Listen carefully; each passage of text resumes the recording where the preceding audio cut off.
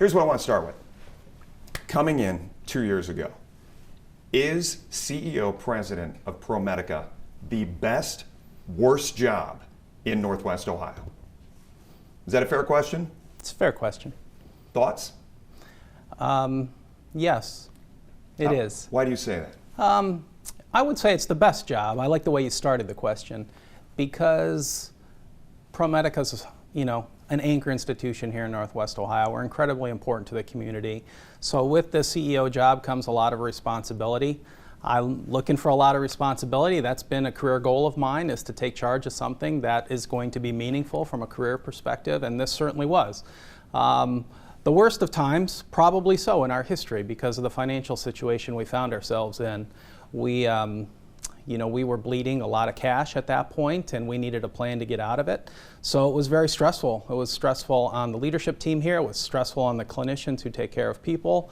And it was our job to come up with a plan, work the plan, and make sure the plan was working, and at the same time communicate with all of our people about the realities of what we were going through. And that's tough. Delivering tough news can be difficult, but I found, and I continue to find, that if you're transparent with people, explain the problem, explain that you have a plan to address the problem, that people will line up behind you and work it. And we really worked that plan hard over the past couple of years, and I'm really proud to say it worked. But we can't do that without the team dynamic that we had here. So it is by far, especially now looking back, by far the best of times from a leadership perspective. When you were at Toledo Hospital and Toledo Children's, and your 30,000-foot view of what was happening, I mean, was that your MO coming in? Was that you were going to be the person to come in and right the ship? What was it in your background that had you to have the wherewithal to do something like that? I'm a lawyer by training, so I try to look at things pretty practically, and I think that training really helps me because what lawyers are trained to do is really get to the crux of the problems and address the crux of the problems and really try to avoid all the noise around it, because there's noise all the time, especially in these leadership roles. So to be able to really focus really helped me as we embarked on the journey that we were going under. So my time at Toledo Hospital absolutely prepared me for this job. And running Toledo Hospital, it's a small city over there. There's a lot of action. There's a fire every day. I used to tell people my job as the leader of Toledo Hospital back in the day was just to make sure the highs don't get too high and the lows don't get too low, and you just try to maintain some level of operational efficiency every day. And it's hard. The environment's really tough, especially in healthcare these days. Do you think it was fair that the employees, that the community knew that you had to take on that, excuse me the term, the Grim Reaper role, to come in and cut, chop, chop, to make the company solvent again? Yeah, fair or not fair is not for me to say. It is what it is. I think from my perspective, tried to be real practical about it. And like I said, I was very transparent at the beginning. We were going to have to do some tough things. And we did. And I think if you're honest with people, they'll accept it. They may not like it, but they'll accept it. And we have absolutely found that to be true, not only with our employees, but really with the community at large. Everyone's been very gracious with us. I think everyone has recognized how important ProMedica is to the community and how much good ProMedica has done for the community over the past couple of decades, really. And so they afforded us a little bit of grace as we headed into the last couple of years with the things that we had to do. The board has gone through some transitions as far as knowing the direction. I don't mean as far as members, I mean as far as the direction of this company. When did it become apparent things needed to change? Yeah, good question. From a strategic direction perspective, it became very apparent right when I started. I mean, right before I started, I would say. When Randy was still here, he brought in a restructuring expert, and he was working with the board on that. So he recognized it, the board recognized it, and so I would say it would have been middle of 2022. So coming right out of COVID. We had this COVID hangover, right? We had all the issues that came with COVID operationally and financially. And then the world economy kind of goes crazy, and we get all this inflation. So it was a perfect storm. And put us in a really tough spot right there in the middle of 2022. And that's really when we focused hard on, all right, what are we going to do? We really have to do some major restructuring in order to turn things around. Talk to me about the world headquarters from a perspective of capacity. And when this building first opened, when this was part of the renaissance of downtown Toledo and Toledo proper, this was looked at as kind of that beacon moment where everything kind of rippled outside of here as far as the redevelopment of downtown Toledo, right? Sure. So when you look at the world headquarters today, if you can give people a perspective of how many employees are here in the building Monday through Friday, do you want full occupancy? Is full occupancy attainable going forward? Do I want full occupancy? Yes, because I'm old school and I kind of like it that way. The reality of where we are though now, we have a hybrid environment. So, people in IT, people in revenue cycle who can do things from home are sometimes doing things from home, but it's hybrid, so they're here some of the time and they're working at home some of the time. Our leadership team is here full time. I'm here every day. Probably too much, to be quite honest. Boots on the ground. Boots on the ground. Yeah. But some of our areas where they don't necessarily have to work in an office setting like IT are not here. We can accommodate in this building around 900 to 1,000 people. I would say at any given time we're at about 600-700 here, and it fluctuates given the day of the week.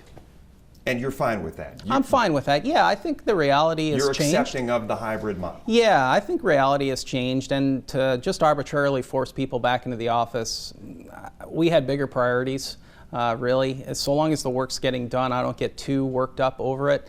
I do think it helps having people in the office with culture. I think it helps with people's careers. If you're a young person and want to advance your career, you want to be around some of the leaders that you work for because that's how you learn. That's how I learned. And I do think some of that gets lost in this work from home environment, but I'm actually finding more and more people are starting to come back down to this building. We have a beautiful setting. We're really fortunate here to have this setting. So the environment's good, the culture is really strong, and I would like to see more, but I'm okay with where we are. How did you put together your soapbox moment, your pitch, your, I guess, getting the communication out to the employees when the hardest of hard had to be dealt with? Yeah, we did a lot of videos, actually, video messaging to employees to explain where we were, what we were going to be doing, and we have a great communications team. They helped get the word out, and I rely on my leaders. I have a great... Explain that a little. You did video messaging. What does that mean? So I would sit in my office, I'd get my iPhone up, I did them myself. Put together a PowerPoint, that No, kind of thing, I just got a tripod, I put my phone in the tripod, and I gave a message to the employees, here's what's going on this week. And we did that rather routinely over the course of probably 6 to 12 months. I did a lot of that. And I still do it today, but then it was a little more intense. Now it's a lot more good news, but back then it was a little more intense. So I would explain what was going on. And intense meaning you were delivering bad news? Correct, yeah. And how did you tailor that message, Arturo? With optimism. The lines I kept using is we have a plan, we're working the plan, and the plan is working. So I would give updates on the plan. It wasn't, hey, this is bad news and we have no idea what we're doing. It was, here's what's going on and here's what we're doing about it and here are the results we expect to receive. And then on the follow-up one, I would explain, this is how we did, here's how we're doing. And every report got a little bit better and better. And there were some times, we did a lot of divestitures. So there were some times when you're doing divestitures, you have to be careful on communication. You don't want word to get to the employees before, the time is right. You want to be thoughtful in how you talk to the employees who are going to be switching to a new employer. So we were very careful in that. But as we sold things off, we did it very, I think, graciously with the employees and the transitions. A vast majority of those employees went on to the new employer, so they saved their jobs, and that kind of communication. Was that important for you, making sure that people weren't out of work? Yeah, really important, sure. Yeah, we really tried to find buyers who were going to honor the employment status of the people that were going to be transitioning with the business, and in large part we were able to do that. So that was really important for us. Your predecessor, we talked about Mr. Ostra, he was heavily invested in the political dynamic of what was Toledo and Lucas County. quality of life of Northwest Ohio and sitting down with interviews with Randy. He talked about that again and again. Beyond healthcare, right? Yeah. And that was important. Yeah. Where are you when it comes to your external responsibilities? Yeah, and I have to, give Randy kudos, because you're right. What he did for this community is unbelievable, and I learned a lot from him in that regard. The way I talk about it now is we're able to do what we can do commensurate with our resources. We don't have the resources we once had, so we're really scaled back. Do you believe those resources were actually there at the time to do those things? Yeah, I do. I mean, I think it's easy to Monday morning quarterback. I'm not going to do that. I don't think that's appropriate for me to do. Could you nitpick on some things here and there? Maybe. I don't think that's my place to do. I don't think anyone would have predicted COVID was coming.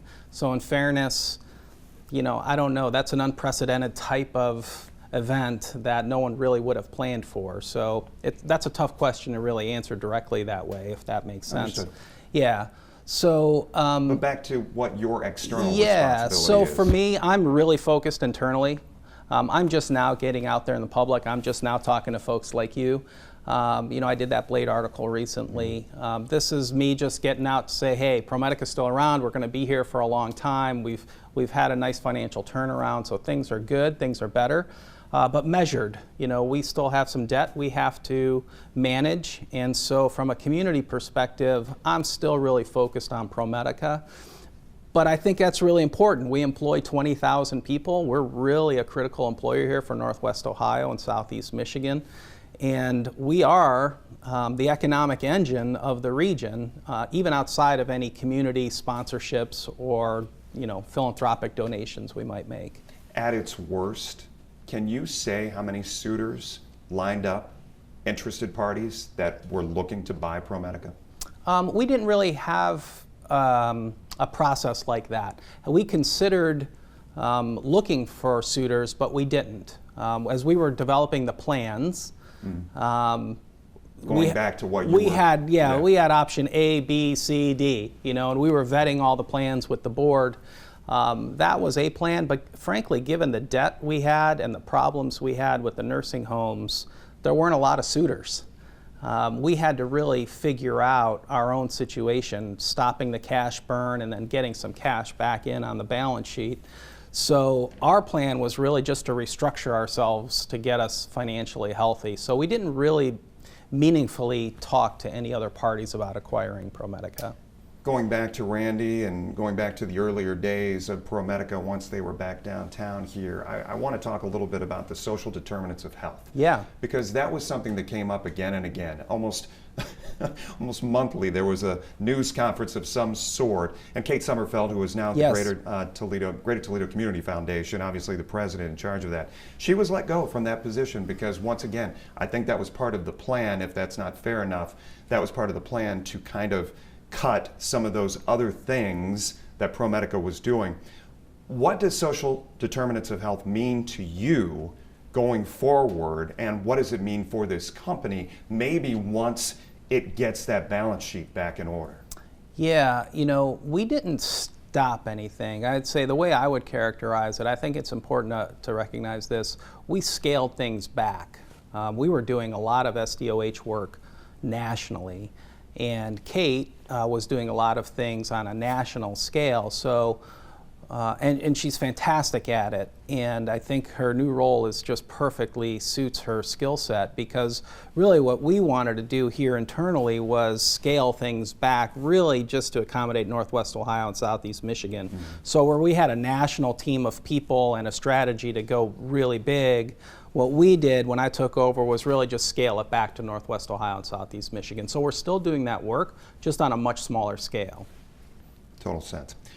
What is ProMedica's Vertical now? Yeah, so we have 10 hospitals. We have a very large physician group. We have about 1,300 providers in that group, between physicians and advanced practice providers. And we have an insurance company, dental insurance. So we divested the health insurance side in Paramount, but we still retain a dental insurance plan that covers about 300,000 members. And we have, on our senior care portfolio, we have 59 Arden courts, and those are assisted living Alzheimer's memory care facilities in 11 different states. So we're about $3 billion in revenue right now. So we went from 2 years ago, $7 billion in revenue, really unprofitable, to $3 billion in revenue and profitable. So that was the plan, was to really scale down and become profitable. What do you say to all the people who kind of looked, me included, looked at this organization as the driving force? I mentioned the Renaissance before for downtown Toledo. ProMedica was behind this, that, and the other. Every time you heard of something good that was happening as far as redevelopment, as far as city projects, as far as entertainment value for the residents, ProMedica had some space in that news. What do you say to people as far as where that interest level is now going forward, and how important is it to the ProMedica board and to you that ProMedica gets back to that point? Yeah, I think it's all a matter of scale. So we'll do what we can commensurate with our resources. So we'll still do some stuff, but it'll be on a smaller scale. We're still going to support some of the nonprofits in town, but just on a smaller scale. You know, we're still going to support things that make sense to us clinically, like the American Heart Association. You know, functions like that, organizations like that, we'll still do. Will you see us making things that make medical sense? Correct. Yes, more tied to medical. So strategically, healthcare, I should say. Yeah, more tied to our business and our industry versus some of the community things for now. How important is it to get to things outside of that? It's important, but probably not for the next few years. I think as we continue to work our way out of our financial situation and continue to work the debt down on our balance sheet, you know, we'll assess that every year, and we do that at our board, and you know, we discuss all of the stuff at the board level on what we're going to do and when. But I think, from my perspective, it's going to be a couple of years before we get to be, you know, any grand community things that are outside of the healthcare industry. You strike me as a critical thinker. You're analytical in what you do day in and day out. You said you have the legal background. When you drive around Toledo, you see Glass City Center. You see the renovations that have happened at Ford Industry Square. You drive into work. Do you look upon that with pride as a now back to being a Toledoan? Or from an analytical standpoint, do you scratch your head and think, darn it, I mean, that's another blip where we could have prevented a lot of this heartbreak. Yeah. And you understand what I'm saying? I understand the question, yeah. And I look at it with pride. I think, you know, I'm going to harken back to, we did what we thought were the right things to do at the time.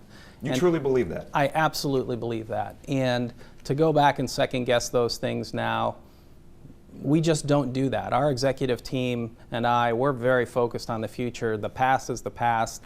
And me personally, I am proud of that. I bleed green. I started at ProMedica in 1998, so I've been on this journey for a long time, and I think the company's fantastic. I think the board is incredibly dedicated, and you know, again, to second guess things, especially in light of COVID hitting in the middle of all of this, just isn't fair to those people. Makes sense. We see so many medical centers, hospitals scattering the landscape, not only through Northwest Ohio, but also through Southeast Michigan. Is there a battle over healthcare into the future as far as presence is concerned?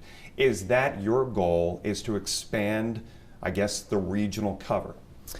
You know, the way we think about expansion going forward is really going to be through our service lines. We have really mature service lines in heart, neurology, really neurosciences, oncology, orthopedics, surgery. You know, this year we're going to do over 80,000 surgeries inside of ProMedica. I mean, really sophisticated operations at all of our places.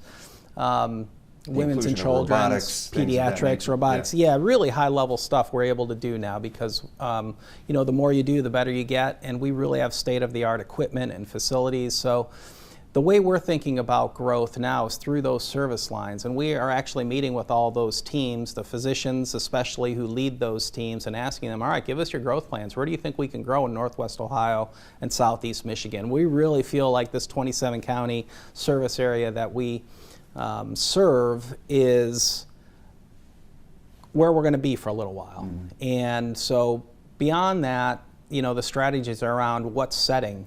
Is it in an ambulatory surgery setting? Is it in a physician office? Or is it in a hospital? a lot of what's happening in healthcare right now is moving to a more ambulatory setting. So years ago, if you had a knee surgery, you'd be at a hospital and you'd be there for a couple of days. Now, if you need a knee surgery, you either go to Wildwood here or at Bay Park, we do a ton of them, and you're there and then you're gone that same day. You know, we get you up and walking and you're gone. In an ambulatory setting, it's a cheaper setting, it's more efficient, and a lot of things in healthcare now is trying to figure out, do I need to be in a hospital? Do I need to be in an ambulatory surgery center? Do I just need to be in a physician's office or even an urgent care center? So that's really strategically what we're trying to figure out. What services are we going to provide where? What about the magnet schools TPS is doing in an urban setting and trying to get those kids who are interested in the medical field kind of a head start, right? Yeah. We're trying to partner with as many of the schools as we can, both those charter schools that you're talking about, as well as the colleges that we recruit from, especially in nursing, because there are shortages. So we work really hard. Our HR team is working really hard to connect with all of them. Nursing was something I want to bring up here in just a little bit. I do want to, and I know you said looking forward, not going back. I do have to ask about Bitwise. And just, they came into town looking to set up shop. ProMedica invested highly, probably to the tune of about $1 million we saw, not to mention the tens of millions that went into redeveloping the Jefferson Center. Is ProMedica free of that relationship? We're free of the relationship with Bitwise, yes. They filed bankruptcy, and that process, I don't know where it is, but we're not part of it at this point.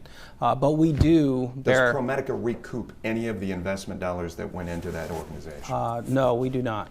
No, we do not. We were a victim, just like all the other victims across the country, of Bitwise, which is maddening, to say the least.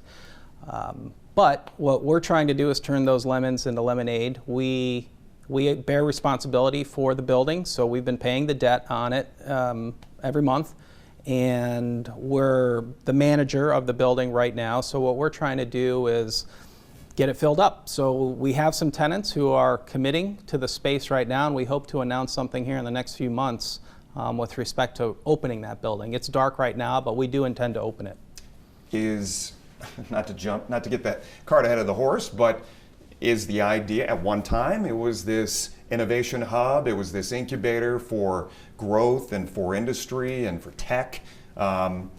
You're telling me today we want to maintain, we want to stay in the vertical of healthcare. So is there a vision over there for something from a education standpoint? Yeah, that's a great question. So we're doing, it's going to be a mixed use building, essentially. We do want to entertain innovators. If there are people who want to use that space and collaborate there, and there have been some who've shown some interest, we absolutely want it to continue under that original vision. However, we're also practical and we need tenants. So it'll be a little bit of a mix on who's in there. So it's not going to be another site for ProMedica. It will be somebody who will pay rent. Correct. To ProMedica still owning that building. Correct. And that's you're correct. looking to keep ownership of that building. Yes.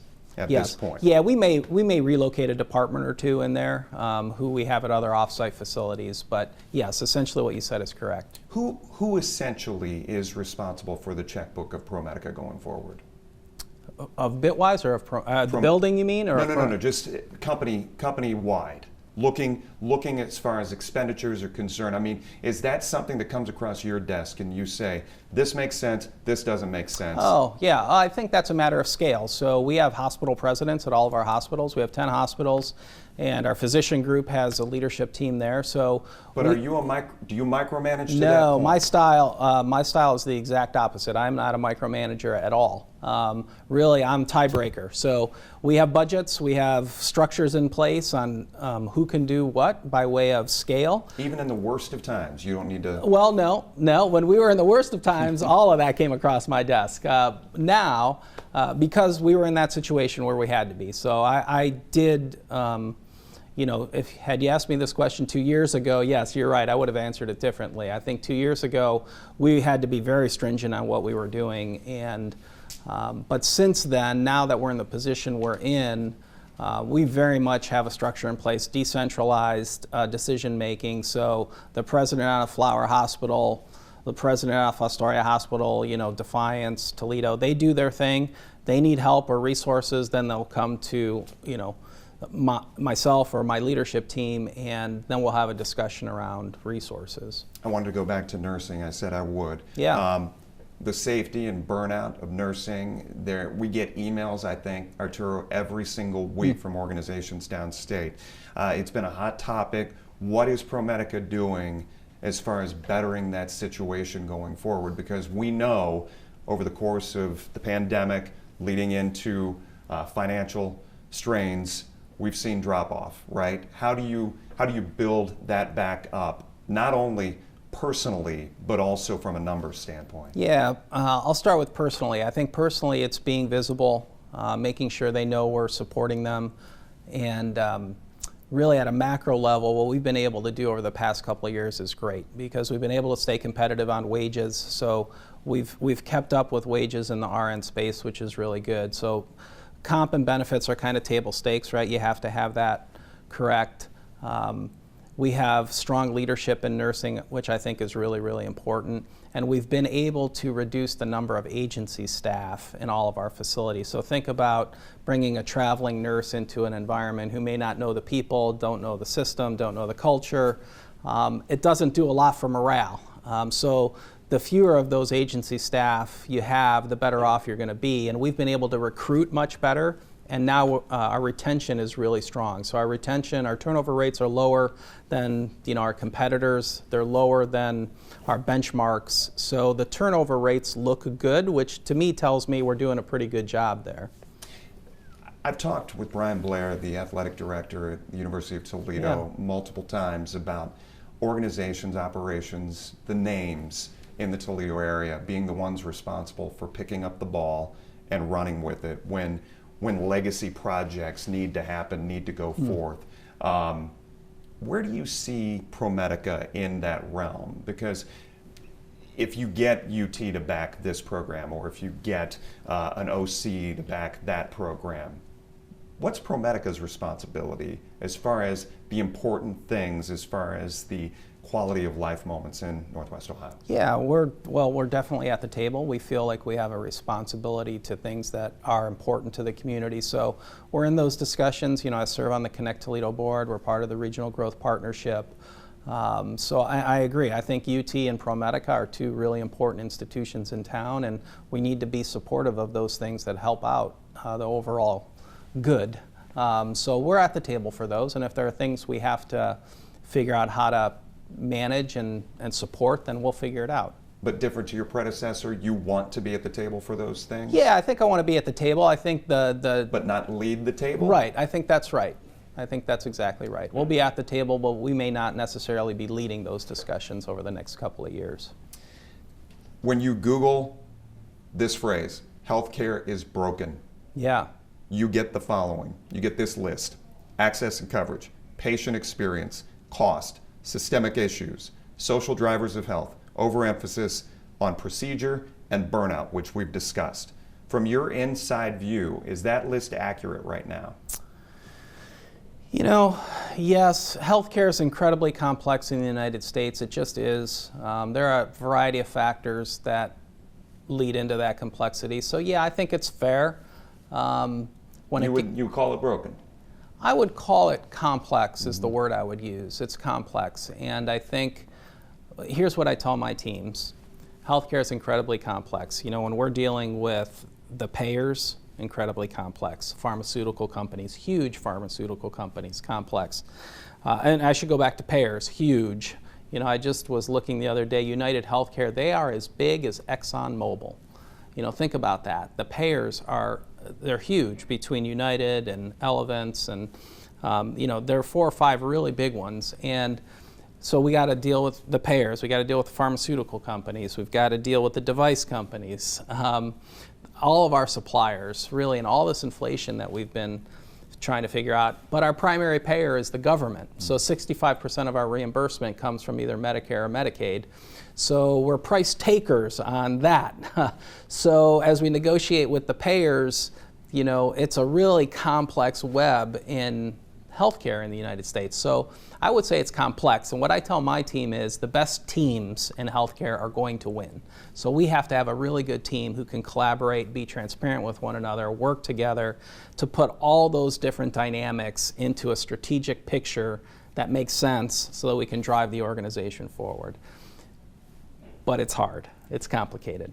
I don't know if you use sports references, but you kind of teed me up a little bit for my next question. Now that we know the Trump administration is coming into office in January, there are those who say RFK Jr. and what he wants to do as Health and Human Services Secretary is a threat to healthcare in America. He wants to target chemicals in food, target the power of pharmaceutical companies, which you brought up. He could be tasked with establishing regulations governing health, including food and drug safety, so on and so forth.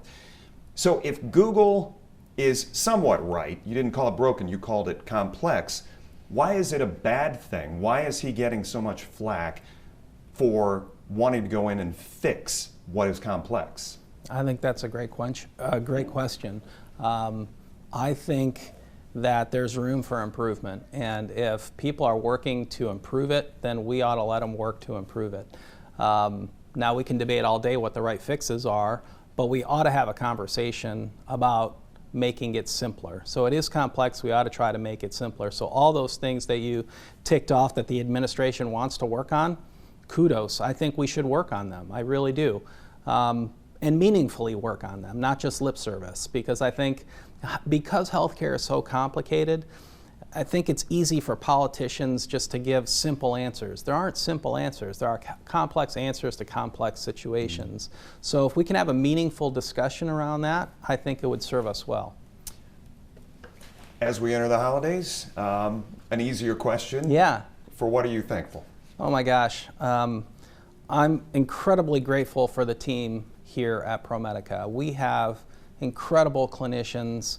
I have really deep respect for our caregivers, our doctors, our advanced practice providers, our nurses, all the way down to the front lines, to the people who clean the rooms. So last 2 weeks, we handed out about 20,000 turkeys. We gave a turkey to every employee. And I had the opportunity to be out there quite a bit talking to our people. And the dedication you see, and they're working so hard, is just, it fills me with pride. So I am incredibly grateful for all of them. When you came back, where'd you go to eat first?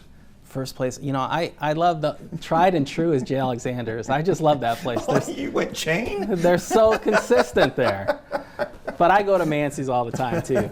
I see Gus all the time, and he's one of my favorite people. Arturo, thank you. Thank you. Appreciate it.